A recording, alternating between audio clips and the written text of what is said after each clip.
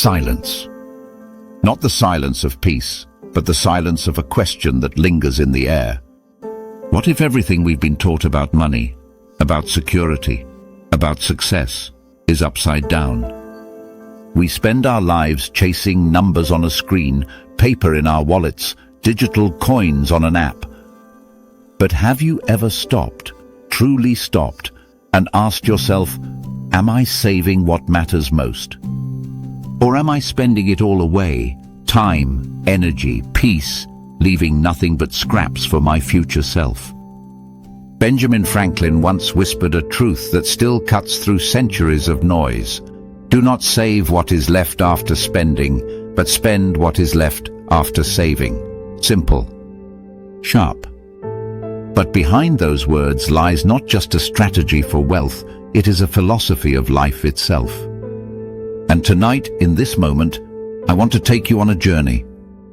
Not through numbers and charts, but through the heart of what it means to live deliberately. To choose.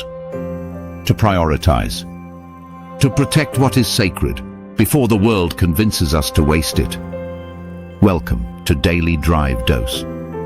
And welcome to a different way of seeing your life. When I was a child, I watched my grandfather count his money every Sunday night. He wasn't rich. He wasn't a banker. He was a farmer. And yet, the way he touched those bills, folding them, placing them neatly in envelopes, it was as if each note carried a piece of his soul. I once asked him, "Why do you save so much when we barely have enough to spend?" He smiled. A tired, wrinkled smile. Because, boy, if you spend first, you are living for the world. But if you save first, you are living for yourself. That answer stayed with me. At the time, I thought he meant only money. But as I grew older, I realized he was talking about something bigger. Time. Energy. Attention. Love. We waste them on noise, on distractions, on things that shine today but vanish tomorrow. And then, with whatever is left, whatever scraps remain, we try to save a little bit for what truly matters. But by then it's too late. Think about it. How many of us open our phones in the morning and spend our attention on strangers, on news, on noise? And only at night, when our minds are exhausted, do we finally give a little attention to our children, our dreams, our souls? How many of us work endless hours to buy things we don't need, and then hope that one day, somehow, we'll have enough left to rest, to breathe, to live? We are saving the wrong way. We are spending our lives backwards. There is a story from history that still echoes this truth. It is the story of Marcus Aurelius, the Roman emperor, philosopher, and one of the richest men in the world at his time. And yet, in his private journals, which we now call meditations, he didn't write about gold. He didn't write about palaces. He wrote about time. He said, "You could leave life right now. Let that determine what you do and say and think." Even with all the wealth of Rome, Marcus knew the real treasure was how he guarded his hours. He saved first in the currency of presence. And only then did he spend what was left on the duties of empire. So here lies the first quiet truth of our journey tonight. Saving is not just about money. It is about choosing what to protect before the world spends it for you. Your savings account is not just in a bank. It is in your calendar. It is in your habits. It is in the boundaries you set. If you don't protect your peace first, the world will gladly consume it. If you don't protect your time first, others will gladly schedule it. If you don't protect your values first, society will gladly sell them to the highest bidder. Save first. Spend later. But let us not be naive. This is not easy. We live in a culture designed to flip the equation. Think of modern consumerism. Every advertisement whispers the same lie: spend now. Happiness is here. You can save later. But later never comes. A man I once knew, a successful lawyer, worked 12-hour days, always saying, "I'll save for my family later. When I retire, I'll spend time with them." He bought them gifts, vacations, gadgets, but never gave them his presents. By the time he retired, his children had grown. His wife had learned to live without him. And he had saved all the money in the world, but spent every ounce of connection. He misunderstood Franklin's wisdom. He had saved dollars, but he had not saved life. What are you saving? What are you spending? Not in your bank account, but in your soul. The world is full of noise, my friends, but the truth is quiet. It is simple. It is here. Do not save what is left after spending. Spend what is left after saving. Not just money, but time.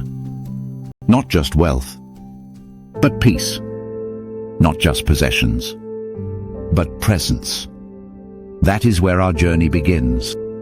There is a quiet theft happening every single day. Not a theft of money, not a theft of possessions, but a theft of attention.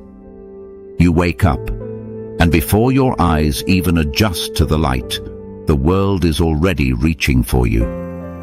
Notifications, messages, feeds, each one whispering, "Spend your attention here, spend it now." And we, like sleepwalkers, obey. But here is the truth no one tells you. Every time you give your attention away, you are making a trade. And the trade is not equal, because what you lose is something you can never earn back. Once an hour of attention is spent, it is gone forever. Think of your attention as the most sacred currency.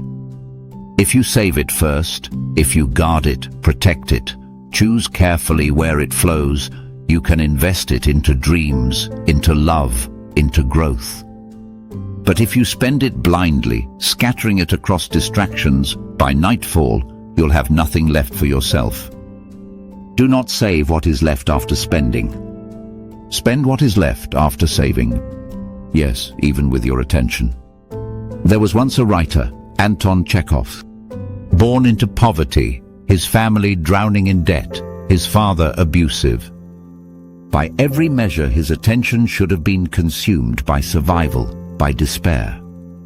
But Chekhov did something remarkable. He saved first. Every morning before the noise of the world, he would write.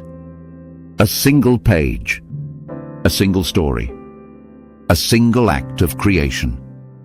And only after that would he step into the chaos of life. Over years, those saved pages became masterpieces. Those saved mornings became the foundation of a legacy. Imagine if he had given his first and best attention to despair, to anger, to noise. The world would have lost Chekhov, and he would have lost himself. Modern life tempts us every second. TikTok, Instagram, news cycles, endless scrolling. And yet at the end of the day, we feel empty. Why? Because we are saving whatever scraps of attention remain after we have spent it on noise. We give our children distracted glances, our partners half-hearted conversations, our dreams tired leftovers. But what if you flipped it? What if tomorrow morning, before opening the floodgates, you gave your best hour to silence, to reflection, to the work that calls to your soul? How different would your life look in a year? In 10? I remember meeting a young entrepreneur in New York. Brilliant, talented, always online. He told me, "I have no time, no energy, no focus." And yet, every night he scrolled until 2 a.m. He was spending his attention first and saving nothing for himself.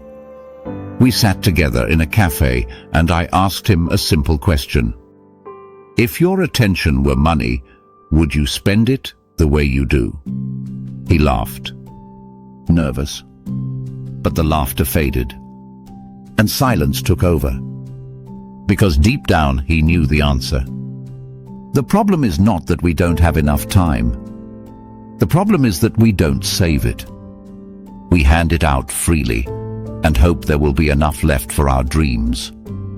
But dreams do not live on leftovers. Do not save what is left after spending. Spend what is left after saving. Your attention, your energy, your life. Close your eyes for a moment. Think of the last 24 hours. Where did your attention go? Did you spend it or did you save it? Now imagine 1 year from now. Imagine saving just the first hour of every day. Not for the world, not for noise, but for yourself. What would you build? What would you heal? Who would you become? That is the power of saving attention before spending it. And here lies the second truth of our journey tonight. The world is not just trying to take your money. It is trying to take your focus.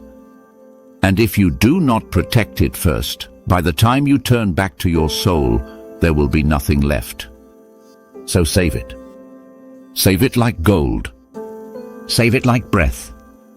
Because your attention is life itself. There is a kind of poverty far deeper than money. A poverty of presence. You see it everywhere. At the dinner table where families sit, but no one speaks. In bedrooms where partners lie side by side, both scrolling in silence. In friendships that fade, not because of conflict, but because attention was always spent elsewhere. We are rich in connections, but poor in presence. And why? Because we spend first on strangers, on meetings, on endless demands. And then whatever is left of us, tired, drained, distracted, we give to the people who matter most. Do not save what is left after spending. Spend what is left after saving. Yes, even with your love. There's a story I once heard about Leo Tolstoy. Brilliant. Legendary. His books shook the world. But in his younger years, Tolstoy was consumed by fame, by parties, by applause, by the chase of glory. He poured himself into strangers' approval. And yet, in his journals he confessed he felt empty, and his family suffered. It wasn't until later, when he turned back to his wife, his children, his inner circle, that he began to understand the truth. The applause of the world fades, but the quiet gaze of a child, the hand of a partner, the trust of a friend, these are the treasures worth saving for. Tolstoy began to save his love first, and from that saving, his writing gained a new depth, a new humanity. What a lesson. But let us bring it closer. Think of your own life. How often do you come home, and your family receives not your presence but your exhaustion? How often do your dreams get the scraps of your energy because work consumed the rest? We keep telling ourselves, I'll give more later, when I have more time, more energy, more space. But later never comes, because life always finds ways to spend us, unless we save first. I once met a nurse.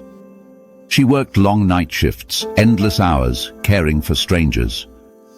Her patients adored her. Her colleagues respected her. But when she spoke of her own children, her eyes dimmed. I give everything to others, she whispered. And by the time I get home, I have nothing left. She cried as she told me her son stopped asking her to play, because every time her answer was the same, I'm too tired. This is the tragedy of spending before saving. She was a hero in the eyes of the world, but a stranger in the eyes of her child. And so I asked her, What if you saved just a little love first? A little presence? Even 10 minutes every day before the world takes you? Her tears stopped. Her silence spoke louder than words. Because she knew she had been spending life backwards. Think of this. The people who love you most often receive the least of you. Why? Because we assume they will always be there. That they can wait. That later will come. But what if it doesn't? What if tomorrow is gone? Would you be proud of how you spent today? Presence is not measured in hours. It is measured in depth. A single moment, undistracted, wholehearted, alive, can outweigh years of half-presence. But that moment only comes if you save it first. Save your energy for your children before you waste it on strangers. Save your tenderness for your partner before you exhaust it on deadlines. Save your laughter for your friends before stress steals it away. Do not save what is left after spending. Spend what is left after saving. There is a man whose story embodies this. His name was Viktor Frankl, a psychiatrist, a survivor of the concentration camps. In the camps, men were stripped of everything. Food, clothes, dignity, hope. And yet Frankl noticed something astonishing. Those who managed to save even the smallest piece of love, for a memory of a wife, a child, a friend, they endured. He wrote of standing in freezing lines, imagining his wife's face. That saved presence gave him strength. Others spent their last scraps of hope on despair, and it consumed them. But Frankl saved love first. And in that saving, he survived. He later wrote, "The salvation of man is through love and in love." Even in hell, he lived this truth. So here is the third, quiet truth of our journey. Love must be saved first, before the world spends it on emptiness. Not tomorrow, not someday, but now. Because if you wait, all that will remain are fragments. Save your love. Save your presence. Save your laughter. And then spend what is left, freely, joyfully, knowing that what mattered most was never lost. There is a storm raging in modern life. Not outside, but inside. Anxiety, burnout, restlessness. The storm of a mind that has spent itself before ever saving peace. We rush. We hustle. We scroll. We consume. And only when exhaustion crushes us do we whisper, "I need rest." But rest is not something you find at the end. Rest is something you must save at the beginning. Do not save what is left after spending. Spend what is left after saving. Yes, even with your peace. Let me tell you a story. There was once a king, Alexander the Great. He conquered nations, stood undefeated on battlefields. The world bowed before him. And yet, the stories say he died at 32. A young man, empty, exhausted, his body consumed by fever, his mind consumed by ambition. On his deathbed, he asked to be buried with his hands outside the coffin. Why? To show the world that even the greatest conqueror left with nothing. He spent everything outward, glory, land, conquest. And he saved nothing inward, no peace, no balance, no rest. And so, when the end came, he had no reserves left to carry him through. Isn't that the story of so many today? We conquer inboxes. We conquer deadlines. We conquer promotions. But at night, we lie awake. Hearts racing. Minds spinning. Empty. We have saved nothing. Mental health is the currency of life. If you do not save it first, the world will consume it until there is nothing left. Look at social media. It thrives on your unrest. The algorithms whisper, "You are not enough. You need more." Keep scrolling, keep spending. And so we spend our peace chasing likes, chasing comparison, chasing validation. And what remains? Anxiety, envy, fatigue. We think, "I'll rest after I finish everything." But everything never ends. The truth? You must save rest first. Protect your mind first. Defend your soul first. Only then can you give to the world without losing yourself. Ask yourself, when was the last time you sat in silence without reaching for your phone? When was the last time you walked in nature without needing to capture it for others? When was the last time you breathed, not to survive but to feel alive? If you can't remember, then perhaps the world has been spending you. There was a monk in Japan, Ryokan. He owned almost nothing. A robe, a bowl, a hut. One night, thieves broke into his hut. They found nothing to steal. And as they left, Ryokan looked at the sky and whispered, "Poor men, I wish I could give them the moon." That was the peace of a man who had saved his soul first. Though he had nothing, he had everything. Now compare that to us. We have everything: phones, cars, clothes, luxuries. And yet, we feel empty. Because we spend first, and we save nothing for our souls. I once met a CEO. Wealthy. Accomplished. Always moving. He told me, "I can buy anything, but I can't buy peace." He thought peace was something that comes after success, after more money, after more recognition. But peace doesn't wait at the finish line. Peace is built at the starting line. And the starting line is your choice to save it first. Do not save what is left after spending. Spend what is left after saving. Save your stillness before the chaos. Save your breath before the noise. Save your balance before the world shakes you. Then, and only then, can you give to others without breaking yourself. Imagine this. Tomorrow morning, instead of grabbing your phone, you sit in silence for 5 minutes. Breathing. Present. Saving peace first. Would your day feel different? Would your soul walk lighter? Would your mind be freer? 5 minutes.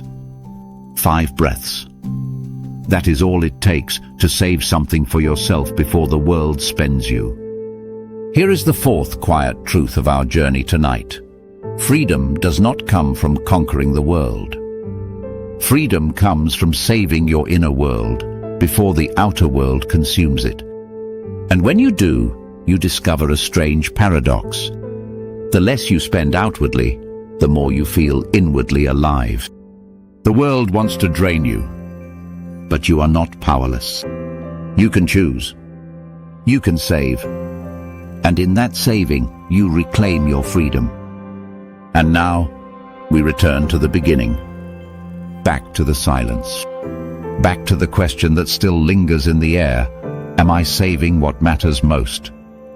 Or am I spending it all away, leaving only scraps for tomorrow? We have walked together tonight, through money, through attention, through love, through peace. Each step, each story, pointing to a truth older than empires, and yet more urgent today than ever. Do not save what is left after spending. Spend what is left after saving. Simple, but not small. Because this is not only about wealth. It is about the way you live. Remember the farmer who saved his coins not for greed but for freedom. He was saving not just money, but dignity. Remember Chekhov, who saved his attention in the early mornings? He turned fragments of time into immortal stories. Remember Tolstoy, who learned to save his love for family before pouring himself into strangers? He found depth not in fame, but in presence. Remember Frankl, who saved even a fragment of love in the darkest of camps. That saving gave him the strength to endure hell itself. Remember Ryokan, the monk who owned nothing but peace. He had saved his soul, and so the world could not take it from him. 5 lives. 5 echoes of one truth. Save first, then spend. So what does this mean for you, here now? It means, save a piece of your paycheck before the world convinces you to consume it.